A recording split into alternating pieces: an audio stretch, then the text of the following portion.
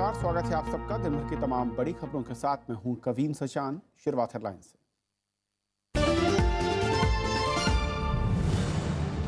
दिल्ली में gas leak होने से 300 से ज्यादा छात्राएं अस्पताल में भर्ती। तुगलकाबाद कंटेनर डिपो से रिसाव, सरकार ने दिए मजिस्ट्रेटी जांच के आदेश।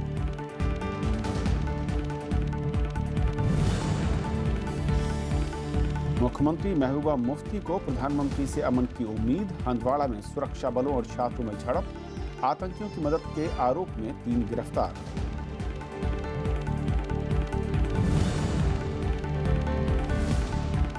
असम में जारी रहेगा अफस्पा, 3 महीने के लिए अशांत क्षेत्र घोषित। मेघालय और अरुणाचल के कई इलाकों में भी कानून लागू।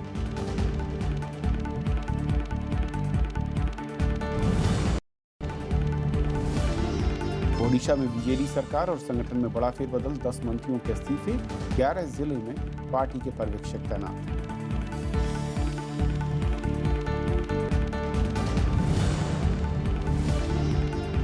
अन्नाद्रमुक के दोनों धड़ों में विलय का मसला अटका। मुख्यमंत्री के खेमे ने वार्ता के लिए शर्तों को बताया अवसरवाद, बिना शर्त बातचीत की पेशकश।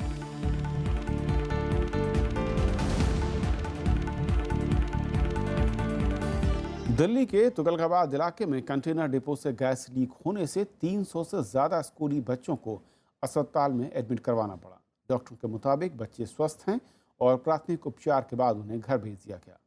मामले की जांच के लिए केंद्र सरकार ने 5 सदस्यों की एक कमेटी बनाई है, तो दिल्ली सरकार ने भी जांच के आदेश दिए हैं। पुलिस ने FIR दर्ज कर जांच शुरू कर दी है। दक्षिणी दिल्ली के तुगलकाबाद इलाके में शनिवार को कंटेनर डिपो से गैस लीक हो गई।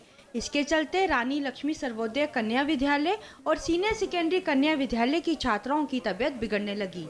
इन्हें आंखों में जलन, पेट दर्द और सिर दर्द होने लगा। इसके बाद 300 से ज्यादा स्कूली छात्राओं को अस्पताल में भर्ती कराया गया। हमने जितने भी बच्चे की तबीयत खराब थी उनको 3 हॉस्पिटल में, जैसे जैसे ESI में गया, जब ESI फुल हो गया तो मजीदिया और बत्रा हॉस्पिटल में गया। हमारी पूरी टीचर्स की टीम जो है वो हॉस्पिटल्स में है। लोग प्रेयर में खड़े थे तो मतलब आंखों में जब हमारी जलन मचने लग गई तो उसी की वजह से मतलब सब बच्चों को पता चल गया और कुछ लोग बेहोश होने लग गए। तो उसके बाद जब प्रिंसिपल मैम आई उन सभी को मतलब हॉल में वगैरह में इकट्ठा करके फिर जब छुट्टी कर दी गई थी स्कूल की तो सभी निकल गए थे। डॉक्टर ने कहा अगर दोबारा से मतलब प्रॉब्लम हो तो दवाई मतलब लेकर खा लेना। डॉक्टर के मुताबिक फिलहाल सभी बच्चे स्वस्थ हैं। सिर्फ कुछ बच्चों को जांच के लिए रखा गया है, बाकी को जांच के बाद घर भेज दिया गया। Only 2-3 children who had some pre-existing cardiac problem or some other problem, as a precautionary measure, they were referred for consultation of the cardiologist. Police का कहना है कि लीक हुआ केमिकल चीन से आयात किया गया है, जो कीटनाशक बनाने में इस्तेमाल होता है। फिलहाल पुलिस ने इस मामले में FIR दर्ज कर ली है। ये इंसिडेंट है करीबन 3:45 का अर्ली मॉर्निंग का, जब एक कंटेनर जिसमें केमिकल जो इंपोर्ट किया गया है चाइना से, इसमें से एक कंटेनर से रिसाव हुआ है और इस रिसाव से जो लिक्विड ज़मीन पे गिरा उससे जो फ्यूम्स जनरेट हुए हैं, और ये जो स्पॉट था वो स्कूल की बाउंड्री वॉल से एकदम लगता हुआ स्पॉट था, तो ये मूलतः वजह सस्पेक्ट की जा रही है। केंद्र सरकार ने मामले की जांच के लिए प्रोफेसर YK गुप्ता की अध्यक्षता में 5 सदस्यीय कमेटी का गठन किया है। दिल्ली सरकार ने मामले में DM स्तर की जांच के आदेश दिए हैं, जो जल्दी अपनी रिपोर्ट देगी। दिल्ली के उपराज्यपाल अनिल बैजल ने भी अस्पतालों का दौरा किया। वो जो भी गैस है उसका कोई लास्टिंग इफेक्ट नहीं है और शाम तक ठीक हो जाएंगे। और सरकार ने DM को इंक्वायरी के ऑर्डर दे दिए हैं कि ये कैसे लीक हुई और कौन लोग इसके दोषी हैं, उनके खिलाफ सख्त कार्रवाई की जाए। शनिवार सुबह स्कूल शुरू होते ही छात्राओं को सांस लेने की शिकायत हुई, जिसके बाद NDRF, fire brigade, Delhi police की कई टीमें घटनास्थल पर पहुंची। जांच में पता चला कि स्कूल के पास कंटेनर डिपो से गैस लीक हुई है। इसके बाद आनंद फानंद में स्कूल को खाली करवाया गया। अनु दीवान, राज्यसभा टीवी। ओडिशा में 10 मंत्रियों ने आज अपने पदों से इस्तीफा दे दिया। मुख्यमंत्री नवीन पटनायक मंत्रिमंडल में फेरबदल करने वाले हैं। इन इस्तीफों को उसी से जोड़कर देखा जा रहा है। माना जा रहा है कि रविवार को नए मंत्रियों को शपथ दिलाई जा सकती है। मुख्यमंत्री ने इस्तीफा देने वाले मंत्रियों के कामकाज की तारीफ की।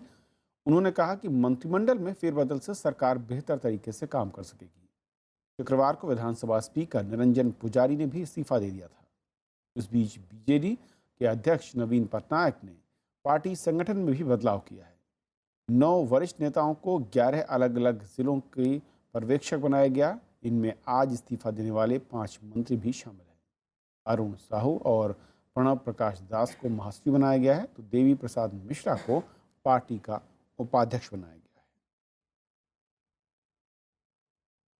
This reshuffle, which seems to be underway, looks like the biggest in a very, very long time. Certainly since 2009, when we broke our alliance with BJP to go alone. But even before that, if you compare for several years, this is a major reshuffle. It looks like it, and clearly, the Chief Minister and the party president has taken a close look and a serious look at the state of the affairs of the party, and this seems to be a big decision.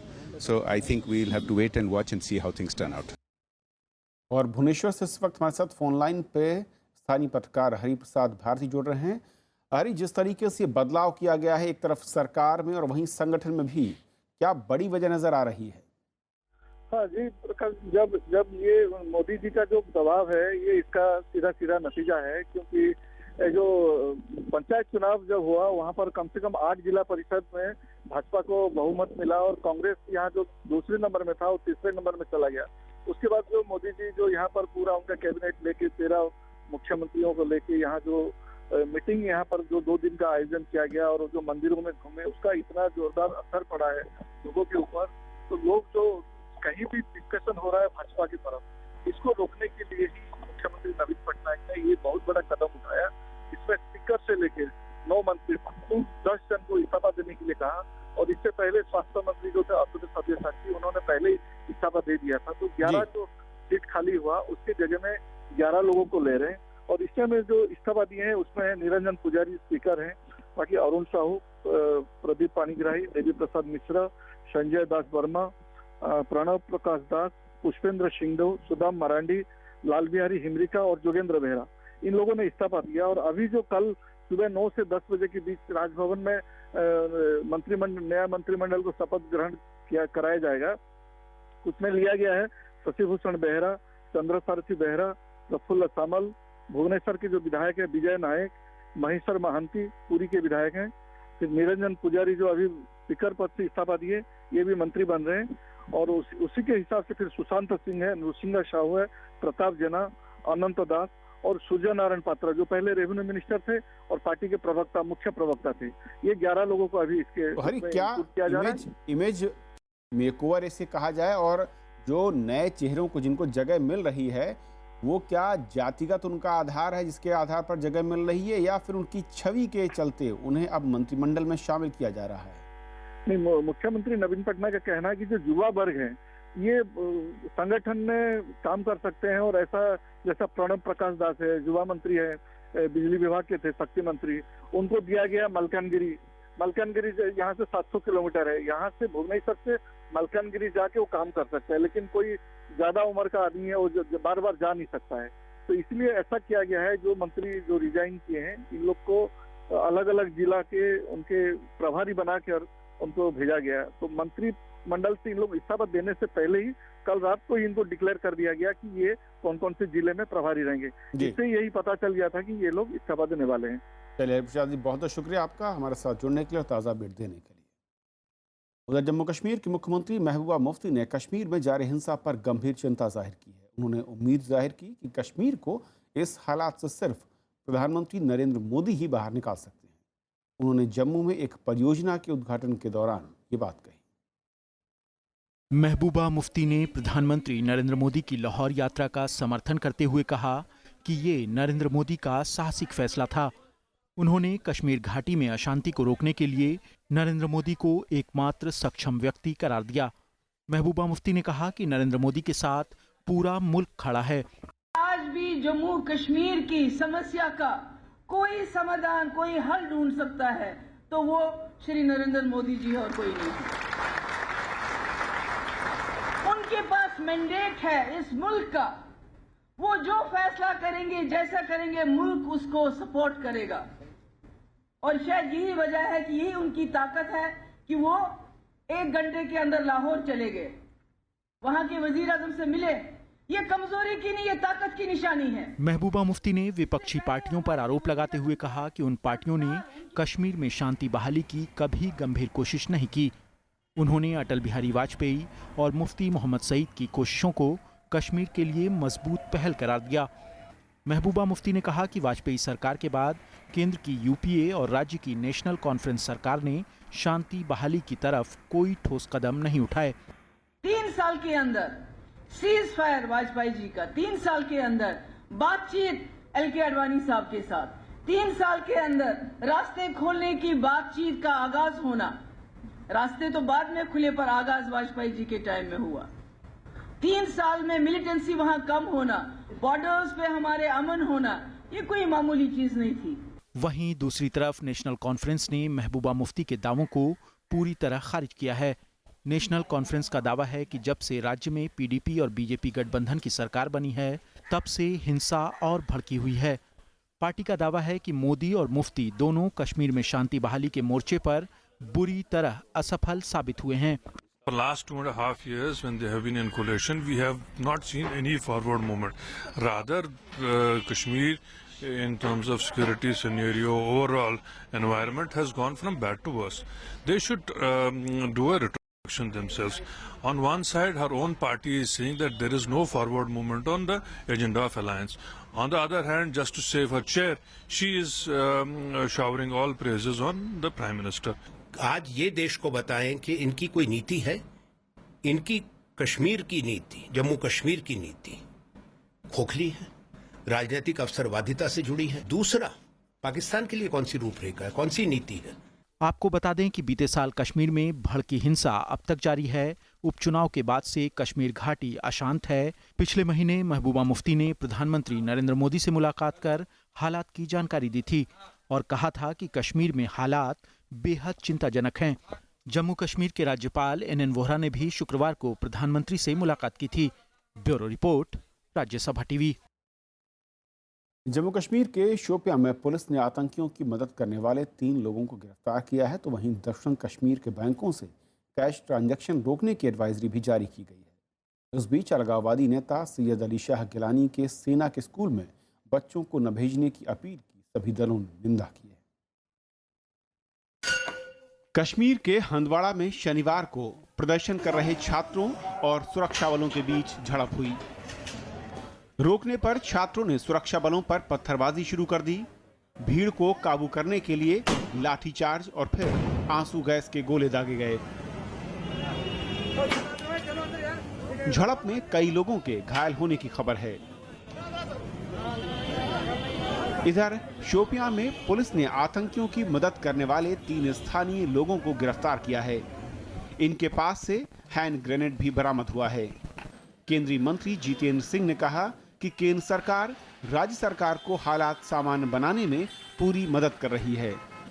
निश्चय ही केंद्र सरकार पूरी तरह से प्रदेश के प्रशासन को सहयोग देने को तैयार है। जम्मू कश्मीर में जल्द स्थितियां सामान्य होंगी।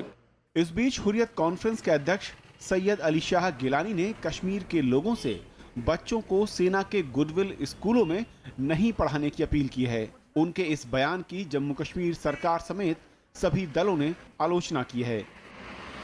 तो वो लोग हैं जिनका अपने बच्चे तो इनके DPS में पढ़ते हैं, अपने बच्चे तो जो है फॉरेन में पढ़ते हैं, और आम गरीब का बच्चा जिसके लिए हमारी सरकार, चाहे वो हमारी सिक्योरिटी फोर्सेज हैं, चाहे वो आर्मी है, चाहे वो बाकी लोग हैं, उसके लिए अच्छा करना चाहते हैं, जो है कि उनको अच्छी पढ़ाई दी जाए, तो उसको ये मना करते हैं। जो हुर्रियत के नेता हैं वो 2 मुंह से बोलते हैं। जब कश्मीर में बाढ़ आई थी 2014 में, सारा कश्मीर बह गया था, उस समय तो हुर्रियत के नेताओं ने ये नहीं कहा था कि फौज को जो विस्थापित लोग हैं, जो बाढ़ से पीड़ित लोग हैं, उनकी मदद नहीं करनी चाहिए। पर जब राजनीति की बात आती है तो वो फौज को गाली देने से हटते नहीं हैं। लेकिन गिलानी जी के पोते पोतरे तो अमेरिका में हैं, इंग्लैंड में हैं। अपने बच्चों को इंग्लिस्तान भेज दो, और गरीब बच्चों के बच्चे हैं, लोगों के बच्चे कश्मीर के, उनको आर्मी स्कूल में मुफ्त तालीम भी देने दो। ये डबल स्टैंडर्ड है और कश्मीर के लोग समझते हैं। इस बीच जम्मू कश्मीर सरकार ने आतंकियों के बैंक और कैश वैन लूटने की घटनाओं को देखते हुए एडवाइजरी जारी की है, जिसमें शोपियां और दक्षिण कश्मीर के बैंकों से कैश ट्रांजैक्शन रोकने को कहा गया है। इसमें जम्मू कश्मीर बैंक की 40 शाखाओं में कैश लेन देन रोकने का भी निर्देश दिया गया है। Bureau report, Rajya Sabha TV. फिलहाल एक ब्रेक और ब्रेक के उस पार कुछ और बड़ी खबर।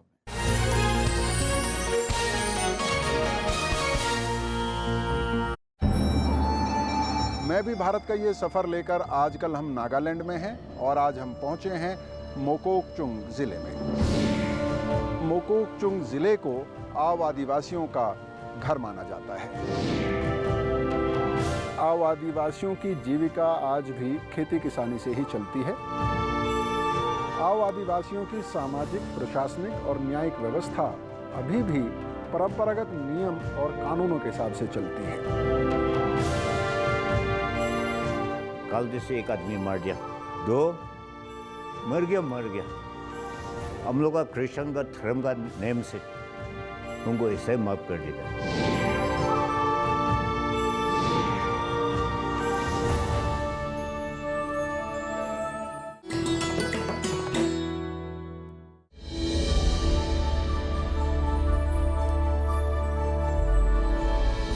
अमर्त्य सेन पहले भारतीय जिन्हें मिला अर्थशास्त्र के क्षेत्र में नोबेल सम्मान।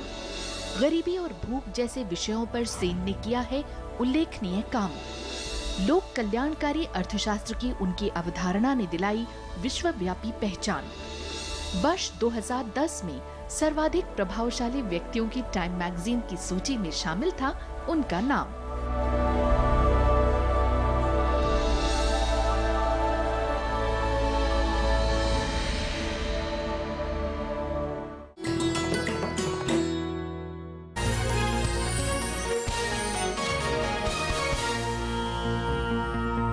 बीजेपी अध्यक्ष अमित शाह आज देशव्यापी दौरे के तहत त्रिपुरा पहुंचे। अगरतला में उन्होंने कहा कि त्रिपुरा में मॉडल स्टेट बनने की पूरी क्षमता है, लेकिन यह काम बीजेपी सरकार आने के बाद ही संभव है।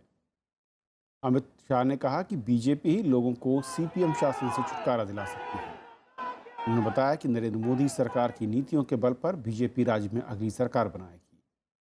उन्होंने कहा कि बीजेपी का मुकाबला सीपीएम और कांग्रेस से है, जो पूरे देश में कमजोर हो रहे हैं। राज्य में सीपीएम के माणिक सरकार 1998 से ही मुख्यमंत्री हैं। पिछले चुनाव में 60 विधानसभा सीटों में से 50 पर सीपीएम को जीत मिली थी। राज्य में अगले साल की शुरुआत में चुनाव होने हैं। पूरा देश मोदी जी के विकास के मॉडल को स्वीकार कर विकास के रास्ते पे आगे बढ़ा है। त्रिपुरा की जनता भी भारतीय जनता पार्टी का समर्थन करे और मोदी जी की जो विकास यात्रा देश में चली है उसके साथ जुड़ जाए। अन्नाद्रमुक के दोनों धड़ों के विलय का मसला अटक गया है। मुख्यमंत्री ई सामी की अगुवाई वाले धड़े अन्नाद्रमुक अम्मा ने बातचीत से पहले शर्त रखने को अवसरवाद बताया। पार्टी ने पूछा है कि जब ओ पनीरसेल्वम मुख्यमंत्री थे तो उन्होंने जयललिता की मौत की सीबीआई जांच के आदेश क्यों नहीं दिए। पनीरसेल्वम खिमे ने सीबीआई जांच के साथ ही शशिकला और टीटीवी दिनाकरन को पार्टी से निकालने की मांग रखी है। मुख्यमंत्री के गुट ने कहा कि वो बिना किसी पूर्व शर्त से बातचीत के लिए तैयार है।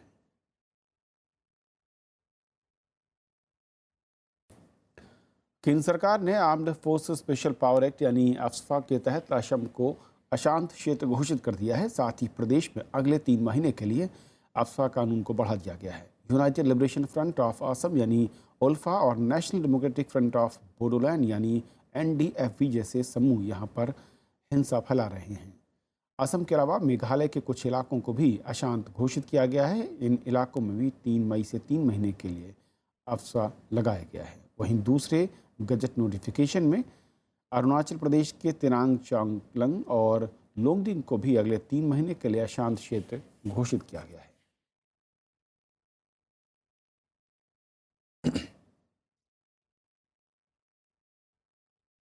प्रधानमंत्री नरेंद्र मोदी ने आज भारतीय मिशनों के प्रमुख के सम्मेलन को संबोधित किया, जिसमें बड़े देशों से भारत के रिश्तों के साथ चीन और पाकिस्तान के साथ संबंधों के तनाव पर भी बातचीत हुई है। सम्मेलन का उद्घाटन विदेश मंत्री सुषमा स्वराज ने किया। वैश्विक मुद्दों पर भारत की रणनीति पर इस फोरम पर व्यापक तौर पर चर्चा हो रही है। कई देशों के उच्चायुक्त और राजदूत द्विपक्षीय रिश्तों पर अपनी बात रख रहे हैं। सम्मेलन में अफ्रीकी और मध्य पूर्व के देशों से रिश्तों पर भी चर्चा हो रही है।